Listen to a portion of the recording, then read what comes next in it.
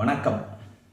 ஆட்சியாளர்கள் தங்களுடைய ஆட்சி காலத்தில் நாணயங்களை வெளியிடுவார்கள். அப்படி வெளியிடக்கூடிய நாணயங்களில் தங்களுடைய உருவங்களையோ அல்லது சேர, சோழ, பாண்டிய போன்ற அரச வம்சத்தினால் தங்களுடைய குலங்களினுடைய சின்னங்களையோ அந்த நாணயங்களில் வெளியிடுவார்கள்.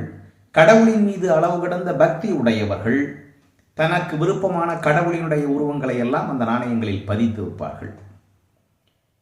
இந்த தமிழ் மண்ணிலே ஆட்சி புரிந்த அல்லது இந்தியாவை ஆண்ட அரச வம்சத்தினர் எவரும் திருவள்ளுவரினுடைய உருவத்தை பதித்து நாணயத்தை வெளியிட்டதாக இதுவரை தெரியவில்லை அல்லது இதுவரை கிடைக்கவில்லை. 1810 இருந்து 1819 வரை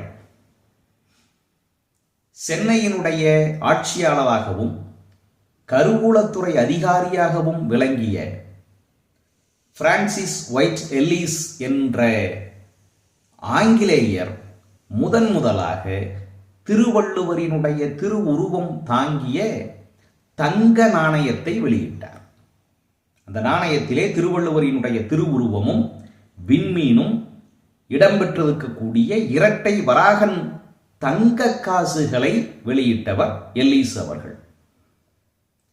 அந்த நாணயங்களிலே 2 நாணயங்கள் இன்றும் லண்டனில் இருக்கக்கூடிய பிரிட்டிஷ் அருங்காட்சியகத்திலும் கொல்கத்தாவிலே இருக்கக்கூடிய இந்திய அருங்காட்சியகத்திலும் பாதுகாக்கப்பட்டு வருகின்றன. அந்த நாணயங்களை ஆய்வு செய்த ஐராவத மகாதேவன் அவர்கள் இந்த 2 நாணயங்களும் வெவ்வேறான வார்ப்புகளில் உருவாக்கப்பட்டவை என்று அவர் கூறுகின்றார். அதாவது 2 வெவ்வேறான வடிவமுடைய தங்க காசுகள். அந்த வகையில் திருவள்ளுவருக்கு தங்க காசு வெளியிட்ட பெருமைக்கு உரியவராக எல்லீசு துரை அவர்கள் விளங்குகின்றார். நன்றி, வணக்கம்.